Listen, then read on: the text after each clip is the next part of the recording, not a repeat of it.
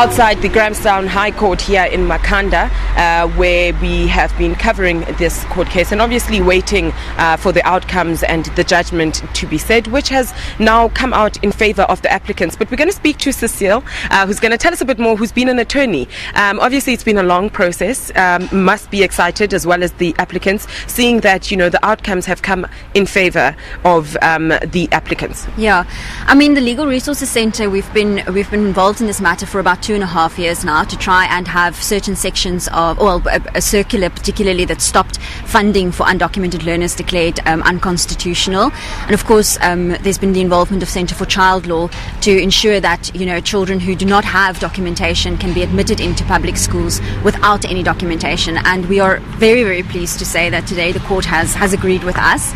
And we are absolutely thrilled by the outcome of the judgment.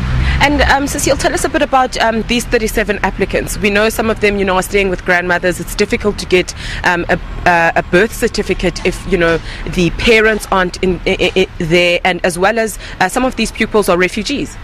I mean, I think that that's exactly the basis of this application, or was the basis of this application, is the fact that we often in this country, children struggle to get documentation.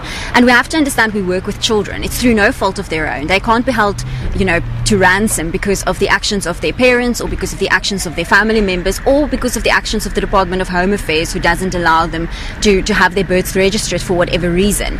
And oftentimes it's difficult for children, especially when they've been abandoned or they're living in rural areas where it's hard to access the Department of Home Affairs, or children were born at home, for example, where they don't have the required documents from the hospital to assist them in getting their births registered. Oftentimes when that happens, it becomes almost impossible for a child to obtain a birth certificate. And because of the rules around admission into schools, those children were being excluded, or if they were in school, they were not receiving funding. And this judgment ultimately has the impact of allowing them into school and allowing them the funding that they deserve when they are in school, while their documentation is being sorted out.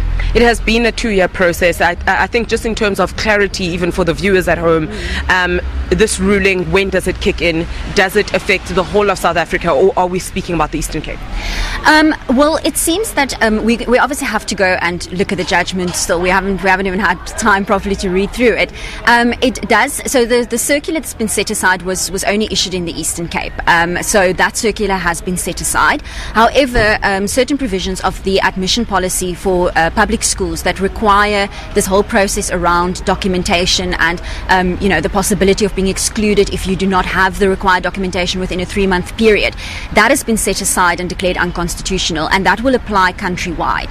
So on a quick reading of the order, and as I said, we haven't had a chance to even look at the judgment yet, it does seem that this will have an application across the country.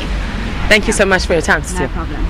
Well, there we have it. After a 2-year process, these applicants trying to get their way back into the classroom, and also being part of, funding when it comes to being at school, especially public schools. I guess, as of next year, January, back to class for them. But for now, it's back to you in studio.